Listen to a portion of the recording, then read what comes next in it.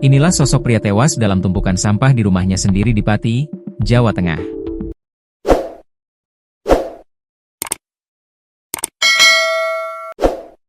Adapun seorang pria asal Bandung berinisial YL ditemukan meninggal di antara tumpukan sampah di rumahnya.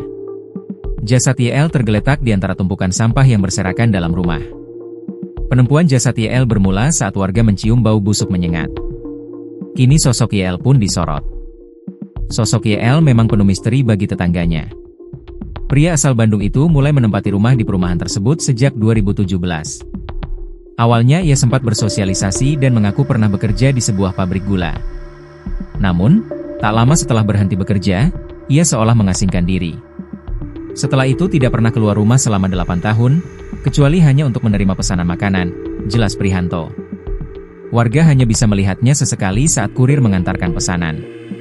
Momen itulah yang menjadi penampakan terakhir YL, sekitar 4 hari sebelum jasadnya ditemukan.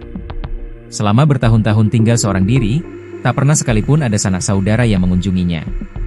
Sebelumnya saat petugas dari kepolisian, BPBD, dan tim medis tiba di lokasi, mereka mendapati kondisi rumah yang penuh tumpukan sampah dan barang bekas. Lantai rumah dipenuhi sampah plastik, kardus, dan limbah rumah tangga yang diduga sudah menumpuk cukup lama.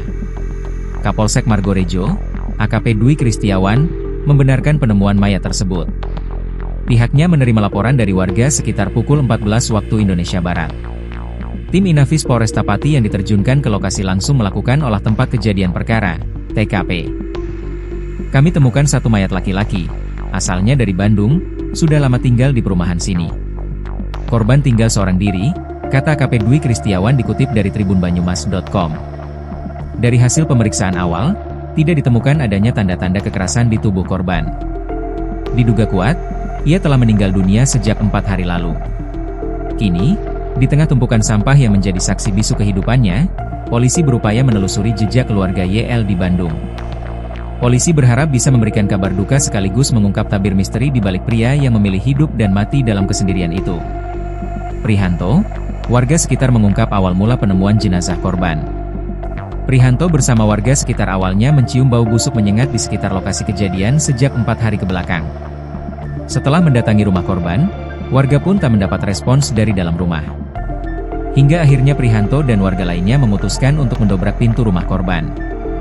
Begitu pintu rumah korban terbuka, seketika warga pun kaget.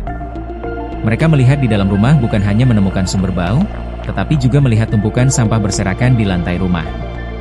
Seluruh ruangan dipenuhi lautan sampah kemasan makanan dan minuman. Ada bau bangkai. Saya cek di kolong mobil tidak ada tikus. Tapi ada lalat-lalat mengarah ke kamar depan, rumah korban.